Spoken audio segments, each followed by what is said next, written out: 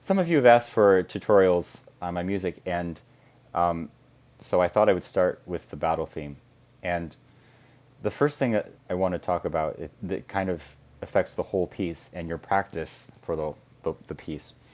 And it affected me too. So I just want to start with, how do you figure out, a way to play repeated chords without getting tired, right? You're going to get tired.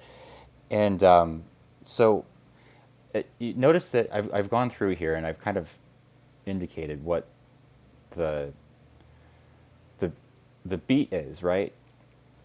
And if you just think of only only really accenting the notes that are part of this beat,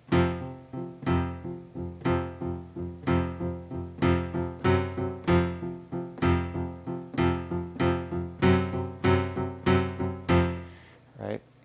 And keeping everything else really light. You know, think about when you're playing chords, of course, you have to use firm fingers so that the notes speak, right? So you're thinking about, there being firmness in your fingers, but your wrist should be flexible and your arm is flexible, right? So if that means that your fingers become straight, that's fine. If that helps you to just channel the arm weight, the weight from your upper body, right? And your fingers are like sticks, right? And you're only thinking about really just pulsing on these accents, right?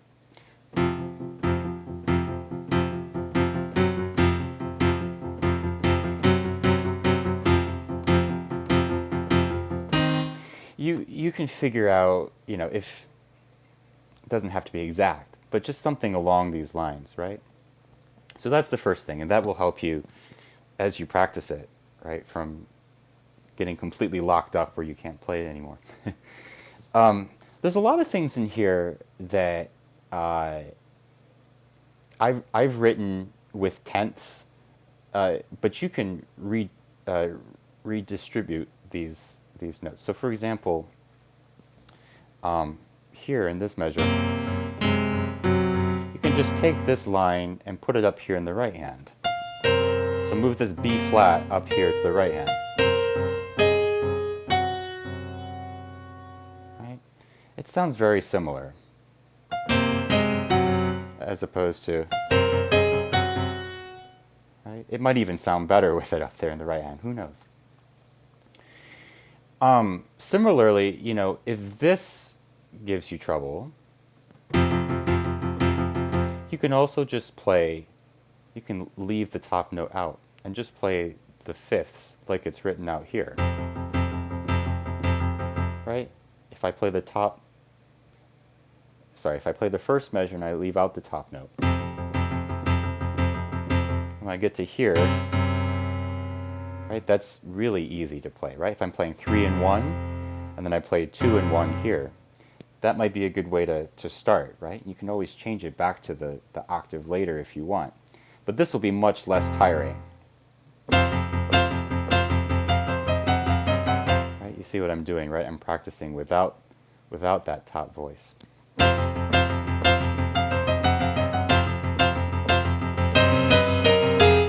Use the pedal here to help bring out this melody or this line, right?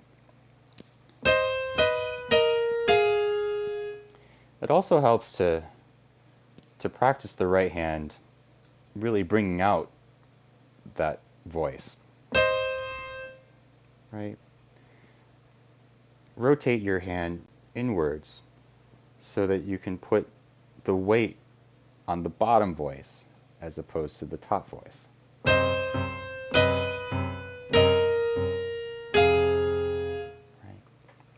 If I take my hand and I rotate it this way.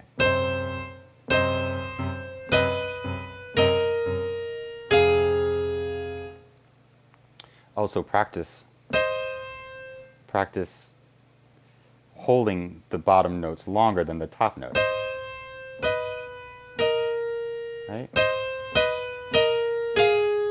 That also helps our ear to hear that, right? I'm playing the bottom note, I'm rotating my weight to that bottom note. Rotate, rotate. Right? I'm doing 4 and 2, 1 and 4, 2 and 4, then 1 and 4. Then switch to your 2 on this A flat, right? 1 to 2.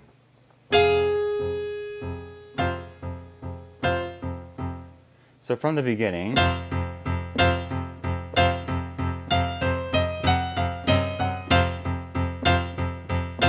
use 2 and 4, 1 and 4, 2 and 4, 1 and 4, then switch to your 2.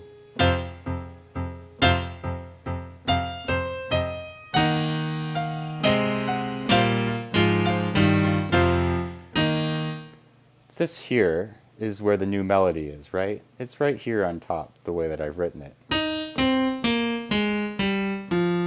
So you can practice that.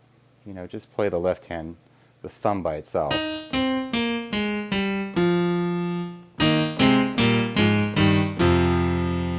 You know, again, just when you land on that chord, land with your weight rotating inwards, upwards, towards the melody note. So it's almost like you're playing, right? You play that and you thrust your weight to your thumb, and then you play it solidly together, but that's how you make that voice come out, right? Use the pedal. Again, here you can move the upper note here. If that's too much of a stretch, then just do it here. Okay, going on, third line.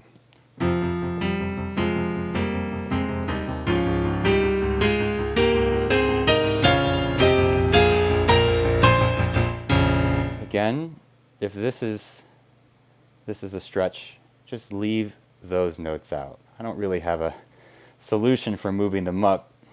Your right hand's pretty busy here anyway. We won't miss them. So just leave that out if that's too much of a stretch.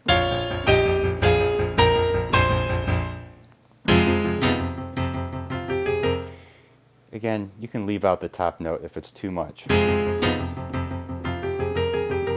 as opposed to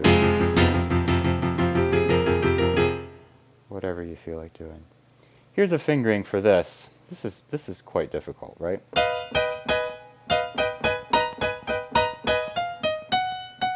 So 3, 4, sorry, yeah, 4, 5, 5, 4, 3, 5, 4, 3, 2, 4. And notice, you know, don't be afraid to use a bouncy touch on this, right?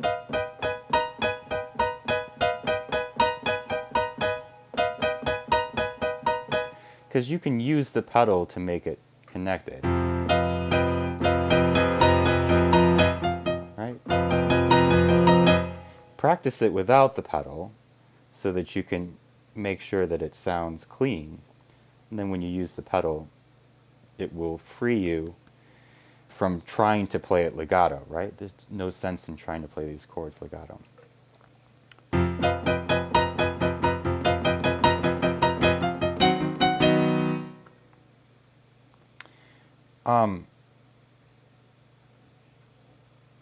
Going on.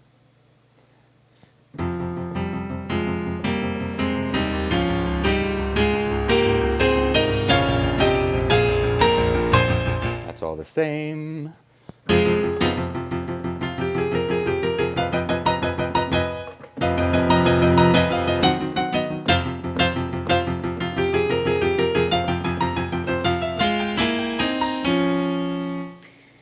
So here we have another example of melody in the left hand.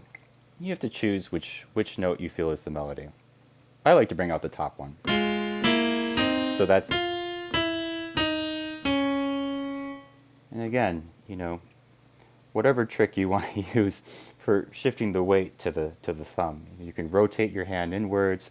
You can think of throwing your weight as you play it. You know, you can also just practice. Practice by taking your right hand, your first 3 fingers here, and just kind of give your thumb some extra weight.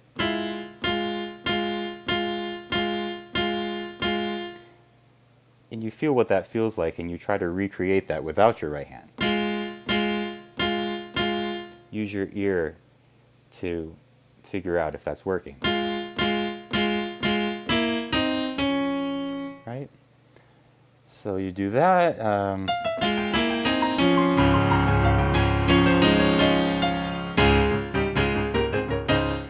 This is difficult. So here's a fingering. If you want to try to play it as written, so when you have octaves, right, it's helpful to use 4, 4, 5, 4, 5. You could do 4 again here, but I find that difficult. So I like to just use 5. Right? I use the 4 when I don't have a note right before it. I'll use the 4 because that gives me time to set my 4 up on that key, right? So this is an example where I use 4. And then here, since this note is tied, that gives me a chance to reset, put the 4 on B flat.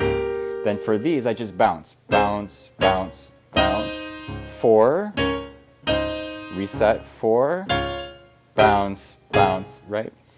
When they're in rapid succession, I like to just use 5. Practice with straight, or at least firm fingers, right? But a floppy wrist, right? The wrist is what helps you to create enough physical energy, momentum, right? Right? Just practice what that feels like.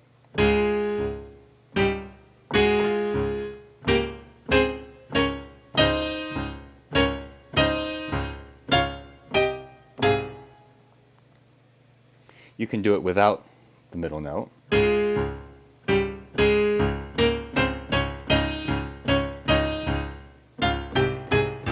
That's probably a useful exercise, right? We're leaving out the middle note, just playing the octaves, the outer octaves, right? This.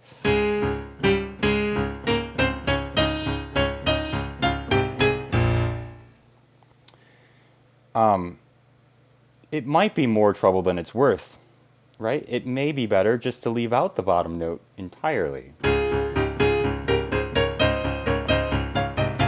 Still sounds pretty good, right? I'm just leaving out the bottom notes. If you're going to do that, then you can use a different fingering. You can use whatever fingering you want, right? You could do 4, 2, and then I would do 3 and 5 on the G and B flat, and then switch, right? Where you have 1, 2, 3 thirds in a row. Just put your 1 and 3 on this, right? Because you can play 1, 2, 3. So again, going back to here, I'm going to use 4 and 2, 1 and 3, 4 and 2, 5 and 3, switch to 1 and 3. Then the same thing happens again here, 1 and 3. That's pretty easy.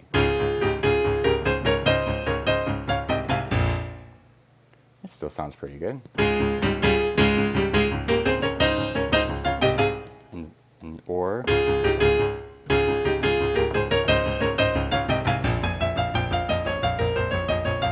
They're pretty similar.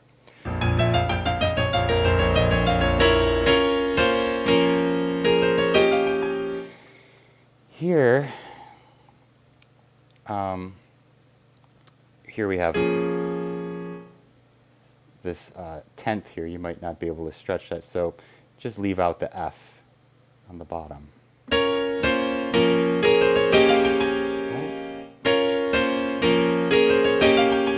Going on.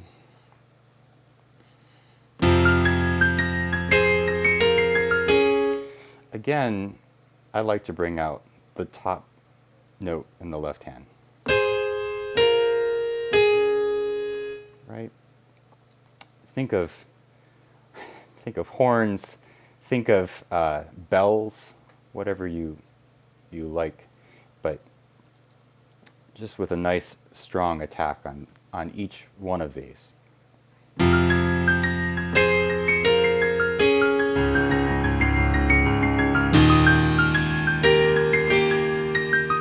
So here, this 10th, feel free to move the F that's on the bottom. Right? Feel free to move that up here to the middle of the chord. So you got C, F, A flat, right?